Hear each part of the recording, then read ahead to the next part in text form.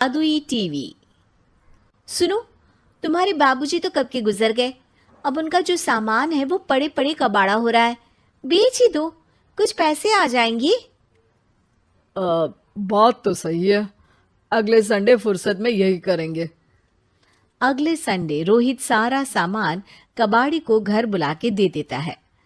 तभी उसकी नजर बाबूजी की पुरानी टीवी पर जाती है, जो इतने सालों तक कूड़े में पड़ी थी, फिर भी चमचमा रही थी।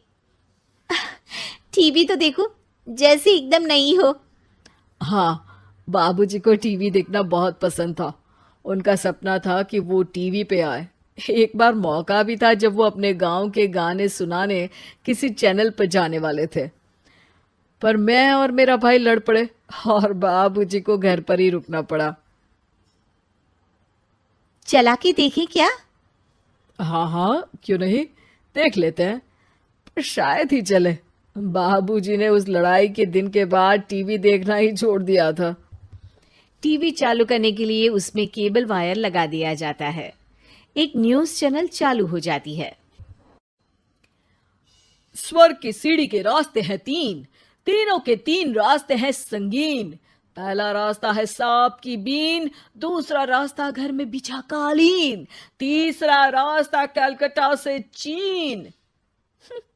ये क्या बकवास खबर है, कुछ अच्छा लगा दो। अरे आप बोलो तो सही, कोई अच्छी खबर सुना देता हूं। मेरा तो काम ही खबर देना है। अरे बाप रे, टीवी बात कर रही है। हाँ, ये न्यूज़ वाला मुझसे। हाँ हाँ, आपसे ही तो बात करूंगा ना, आपके घर में हूं तो। अरे, ये सपना है क्या? तुम हमसे बात नहीं कर सकते? अरे सपना नहीं भाई साहब, ये टीवी जादुई टीवी है। बोलो, क्या खबर सुननी है, वरना ब्रेक लेने का टाइम आ जाएगा। सुप्रिया घबरा के टीवी बंद कर देती है। वो क्या था? अरे एक बार और चालू करके देखे, फिर से बात करेगा तो चैनल बदल देंगे। सुप्रिया फिर टीवी चालू कर देती है। अरे ऐसा कोई मुंह पे टीवी बंद करके जाता है क्या? मुझे बुरा लगा आपका नेचर। चाय पानी तो पूछो। सुप्रिया टीवी के बटन से चैनल बदल देती है। अब टीवी पर एक फिल्म चल रही है। अरे ये तो सूर्यवंशम है ना? हाँ, और ये ठाकुर को जहर की खीर दे दी और उसको पता भी नहीं है। ए भाई, खीर मत पीना, उसमें जहर है, मत पीना। ठीक है महाशय, जैसा आप कहें। हाँ। अरे, आपकी बात मान ली, पूरी पिक्चर ही अब तो बदल जाएगी। मतलब ये सच में जादुई टीवी है? तभी वहां कबाड़ी आ जाता है। भैया, टीवी के 150 रुपए दूंगा, चलेगा? अरे 1.5 करोड़ में भी ना दे तुमको ये टीवी हम। अरे 1.5 करोड़ खरीदने को होते तो तुम्हारे घर में ये पानी चाय नहीं पीता, अंबानी या टाटा के घर बैठा कोल्ड कॉफी पीता। रोहित कबाड़ी का हिसाब करके उसे वहां से चलता करता है और अपने भाई शशिकांत को फोन लगा के बुलाता है। शशि थोड़ी ही देर में वहां पहुंच जाता है। क्या हो गया भैया? अरे बाबूजी का टीवी याद है? हाँ हाँ, जिसमें घुसे रहते थे हमेशा वो, और अपने को कुछ नहीं देखने देते थे। अरे वो अब जादुई टीवी बन गया है। भैया, आपकी बकवास करने की आदत अब तक नहीं गई। अरे आपके घर में बच्चे हैं, अब तो बड़ों जैसी बात करो। रोहित जाके टीवी चालू कर देता है।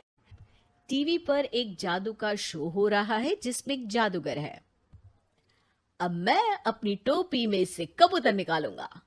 श्रिंग ब्रिंग शरिंग बम फोपा फुफी फुफा पाउ।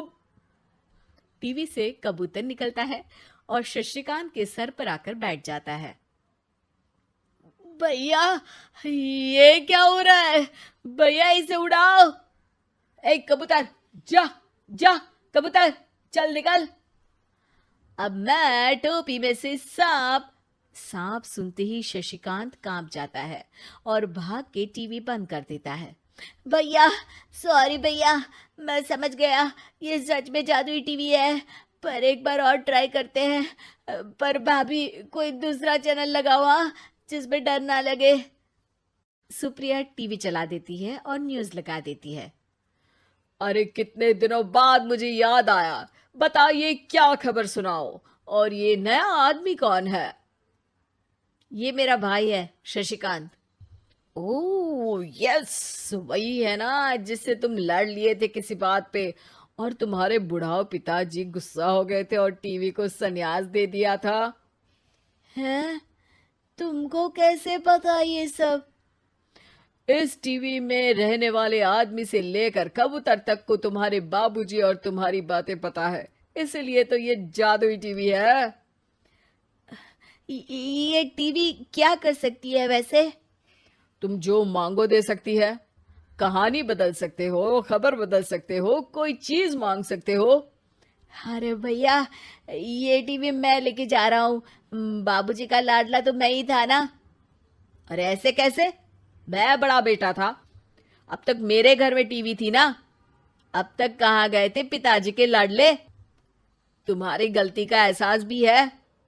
अरे भैया, ज्यादा ना बोलो वरना भूल गए आपके दांत तोड़ दिए थे मैंने उस लड़ाई में। मेरी बीवी के सामने मेरी बेइज्जती करता है। रुक। दोनों भाई हाथापाई पे उतर जाते हैं। रुक, बताता हूं तुझे कि कौन बड़ा है। अरे छोटे का दम तो देख लीजिए आप। ये खबर आपके बाबूजी को देता हूं। तभी टीवी अचानक बंद हो जाता है। अरे शायद टीवी नाराज हो गया। और लड़ लो, आए बड़े खली बनने। टीवी से एक तेज रोशनी निकलती है और टीवी में बाबूजी दिखाई देते हैं। बाबूजी आप? इतना चकरा क्यों रहा है? अपने बाप को नहीं पहचानता क्या? ये तो ऐसा ही है बाबूजी। प्रणाम बाबूजी। अरे चुप कर, तुम दोनों ही उल्टे हो। तुम्हारी वजह से मैंने टीवी में आने के सपने को छोड़ दिया, तुम्हारी लड़ाई की वजह से। और तो और, जितना मैं अपनी बीवी को नहीं देखता था उतना टीवी को देखता था, वो भी छोड़ दिया तुम दोनों की लड़ाई की वजह से। और अब मरने के बाद जब मैंने टीवी को जादुई टीवी बना दिया तो भी तुम इसका फल लेने की जगह लड़ रहे हो। अरे तुम तो लायक ही नहीं हो। अब तुमको बाबा जी का ठुल्लू भी नहीं मिलेगा।